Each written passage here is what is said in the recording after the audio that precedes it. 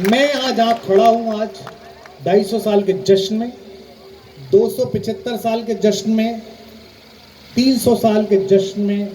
कोई और लड़का, कोई और आदमी यहाँ बैठा होगा जो मेरी तरह बात कर रहा होगा, शेर सुना रहा होगा, और मुझसे ज्यादा दीवानगी जनता में उसके लिए होगी। ये अगर मैं नहीं मानूंगा तो मेरी बर्बादी आज से शुरू है। और फिर मैं एक बात कह रहा हूं, जो पेड़ नए पत्तों के लिए जगह नहीं छोड़ते वे बहार नहीं कहलाते, ठूंठ कहलाते। ध्यान रखना। क्या बात। तो लोकप्रियता, इस मकबूलियत का एक फायदा भी है जो हम जैसे लोग को समझ में यह आता है। जैसे जिस आपके तारुफ में मैंने कहा कि आपकी मकबूलियत ने मंचों को एक तरह की का प्रोफेशनल रुतबा दिया, यानी एक कलंदराना शान के साथ ज़िंदगी गुजारी जा सकती है और अच्छे से। और वो सब जो जैसे अपनी बात भी हो रही थी कि अच्छे पेमेंट पर ठाठ के साथ कविता पढ़ी जाने लगी, वरना जो हमारी रिवायती छवि होती थी हिंदी कवि की खास तौर पे, उसे किसी ने अगर रॉकस्टार के तौर पर, कवि के तौर पे देखा जाने लगा तो उसकी मिसाल आप हैं।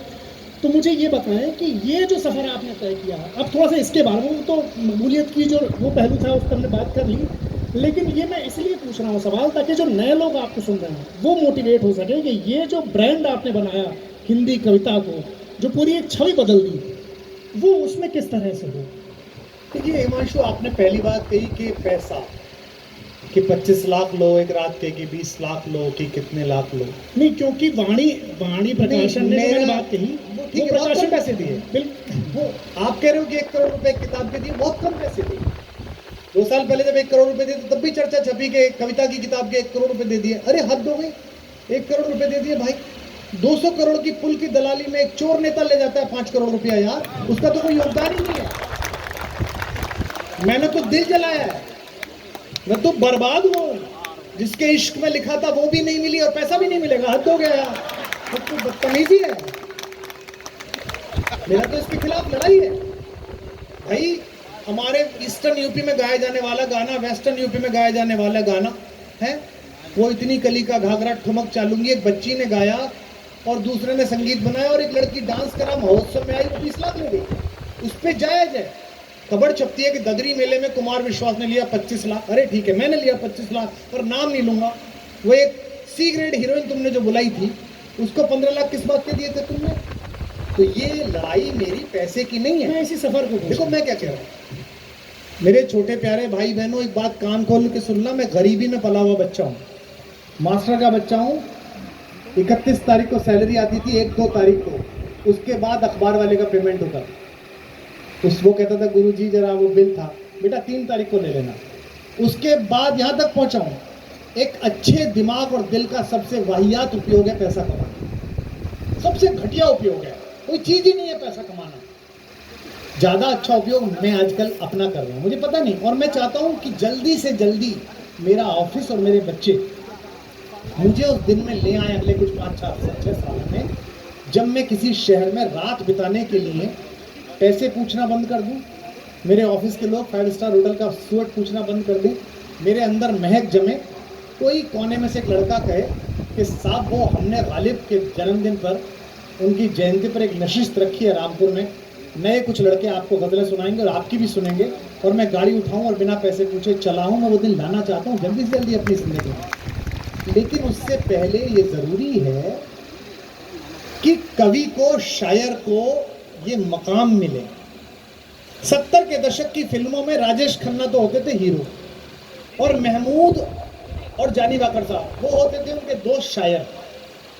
फटे कपड़ों में उनका एक ही काम होता था कि जो हीरोइन की दोस्त थी उसको लाइन मारना, और हर जगह शेर सुनाने, और हर जगह से पिट लौटने। अब उल्टा हो गया। मैं जहाँ रहता हूँ, मेरे घर के सामने एक हम उम्र एक लड़का रहता है, मतलब लड़का क्या, वो भी 50 के आसपास का है। वो AI में काम करता है और काफ़ी बड़ी कंपनी है उसकी, 150 करोड़ रुपए। उसका बेटा और मेरी बेटी एक साथ पढ़ते थे DPS में। तो उसका जो मामा था लड़के का, वो DSP था। तो वो छुट्टी पे आया, तो जैसे हमारे यहाँ एक जाहिल तरह का एक बड़ा बेवकूफ़ाना सवाल हम बच्चों से पूछते हैं, बड़े हो के क्या बनोगे? जैसे तुम पता नहीं क्या बन गए हो जो बच्चे से पूछते हो। वहाँ बहुत बहुत बेवकूफ़ी का सवाल, बच्चा मिला नहीं, पहला सवाल बड़े होके क्या बने भाई, उसे बड़ा तो होने दो यार, क्या तुम बच्चों के छोटे हाथों को चांद सितारे छूने दो, 4 किताबें पढ़कर ये भी हम जैसे हो जाएंगे और क्या कर लेंगे। तो वो बच्चे से पूछा कि बड़े होके क्या बनोगे, तो बच्चा बोला कि मैं कवि बनूंगा। अब इंजीनियर का लड़का, उसने कहा ये क्या चीज़ हुई, कवि बनेगा। उसने कहा क्यों, कवि क्यों बनोगे, इंजीनियर क्यों नहीं बनोगे। बोले वो सामने विश्वास अंकल रहते हैं, उनके पास मर्सिडीज और पापा के पास इनोवा है, इसलिए मैं कवि बनूंगा।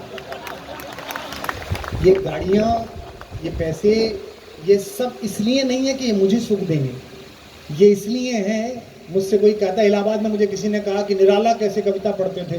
प्रेमचंद का जन्मदिन आता है तो हिंदी वाले फेसबुक पे लिखते हैं प्रेमचंद जी का फोटो छाप के, जिसमें प्रेमचंद जी के जूते के नीचे से एक अंगूठा छांक रहा है, वो कहते हैं प्रेमचंद के फटे जूते। वाह, बड़े अभिमानी है, कितनी बड़ी बात है कि इतना अच्छा लिखने वाले आदमी को तुमने भूखा मार दिया।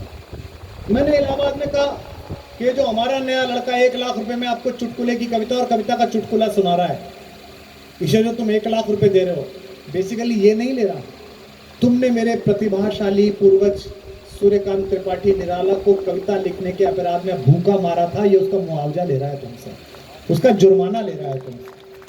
तो किसी न किसी संस्थान में किसी न किसी व्यक्ति को लड़के उस संस्थान को यहाँ पे लाना पड़ेगा। चुनाव आयोग तो पहले भी थे साहब, और आज भी है। ये सवाल इसीलिए पूछा गया क्योंकि आप तो जानते हैं पैसा देने में नए लोगों को ये जो मुशायरे और कवि सम्मेलन के संयोजक होते हैं, ये आमतौर पे तो ये मानते ही नहीं है कि पैसा देना भी चाहिए, प्लेटफॉर्म दे रहे हैं, ये बहुत मशहूर जुमला है। तो उसमें आपने जो कारनामा किया इतने अपने सफ़र के बाद, उसमें बहुत सारे लोगों को एक मोटिवेशन और एक राह मिली कि हाँ ये किया जा सकता है, ये कन्विक्शन। पर फिर भी मैं नए जो मेरे दोस्त हैं, और रामपुर तो मरकज़ है, मैं क्या बोलूँगा, मतलब मैं ऐसी महफिल में बैठा हुआ हूँ जहाँ हर तीसरा आदमी शेर कह रहा है। मैं एक ही बात आपसे कहूँगा कि ये पैसा या पॉपुलैरिटी, ये सब बाई प्रोडक्ट है, प्रोडक्ट कविता है।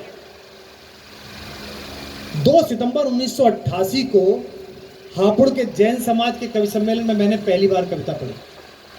आज मुझे हिंदी उर्दू के डायस पर 35 साल हो गए, 36वां साल चल रहा है, 36 ईयर जिसमें मैं आपके सामने बैठा हुआ हूँ। लेकिन मैं चलते चलते आपको जो कविता सुना के जाऊँगा वो मेरी इस साल की कविता है। मैं हर साल नया सोचने की, नया जीने की, नया लिखने की कोशिश करता हूँ।